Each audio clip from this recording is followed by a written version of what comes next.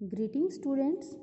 बेटा आज हम नरेशन की जो ऑप्टेटिव टाइप के सेंटेंस आते हैं उनकी इनडायरेक्ट स्पीच कैसे बनेगी इसको समझेंगे। सबसे पहले क्या है, जो ऑप्टेटिव सेंटेंस है उनकी आइडेंटिफिकेशन कैसे होती है, उनकी पहचान कैसे की जाती है।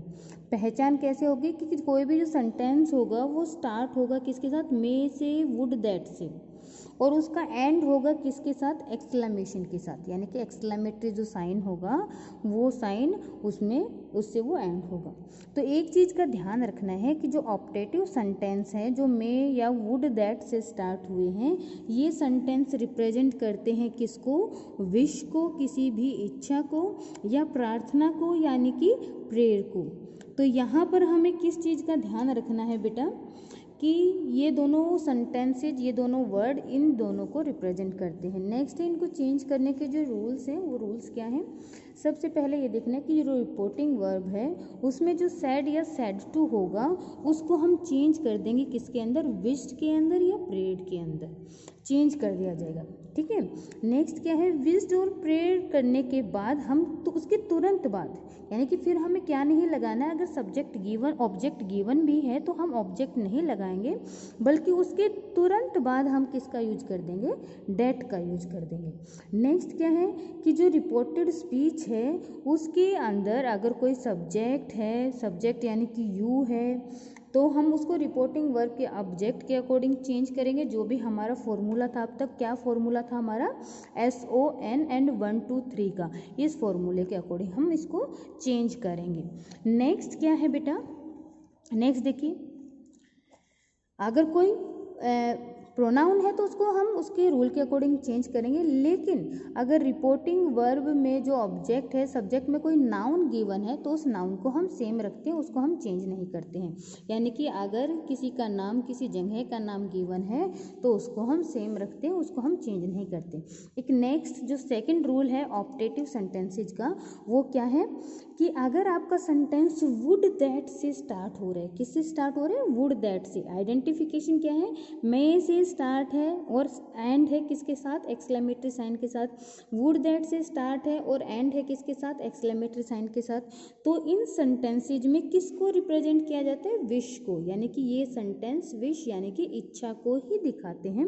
और जब हम इनकी इनडायरेक्ट स्पीच बनाएंगे तो उसमें हम वुड दैट को क्या कर देते हैं, हटा देते हैं, यानी कि वो डिलीट कर दिया जाता है। ठीक है। और उसके बाद हम जो रूल्स हैं उन रूल्स के अकॉर्डिंग चेंज करते हैं। इसका एक एग्जांपल दिया है मैंने यहाँ पर, देखना एक बार कि ये डायरेक्ट स्पीच है। He said to me, comma inverted comma start, would that I were a king.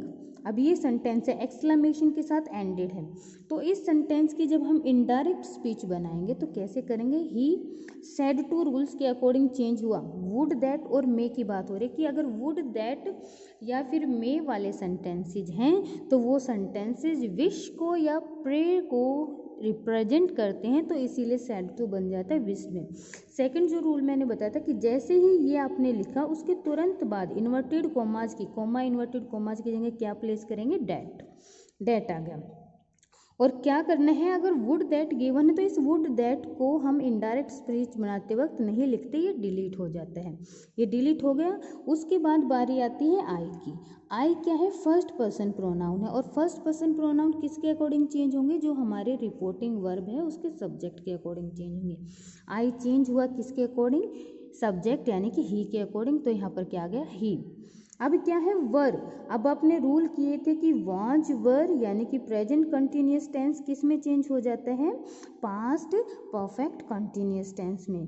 तो वहाँ पर क्या आ जाएगा, was were change into had been, तो he had been a king. और लास्ट में इस सेंटेंस को कैसा बना देना है, फुल स्टॉप वाला बना देना है। ये रूल हमने किया ही था कि अगर सेंटेंस कैसा है, कोई भी भाव दिया हुआ है इनडायरेक्ट स्पीच बनाते वक्त, वो सेंटेंस कैसा होना चाहिए, फुल स्टॉप वाला होना चाहिए, क्योंकि जो भाव है वो किस में आ जाता है, रिपोर्टिंग वर्ब में हम इसको लिख देते हैं। नेक्स्ट अब सेकंड देखिए, इसका जो विश, वुड दैट का और मे से जो एक्सक्लेमेशन के साथ स्टार्ट होते थे, ये ऑप्टेटिव सेंटेंस होते हैं। तो यहाँ पर इस सेकंड मैंने मे का एक एग्जाम्पल लिखा हुआ है, they said comma inverted comma start, may her soul rest in peace exclamation inverted commas close. तो इस सेंटेंस की जब हम इनडायरेक्ट स्पीच बनाएंगे तो हमने क्या किया, दे मे है तो यहाँ पर प्रेयर्ड, मे होता है मे the king live long and इस टाइप से जो भी सेंटेंस होते हैं उसमें प्रेयर होती है।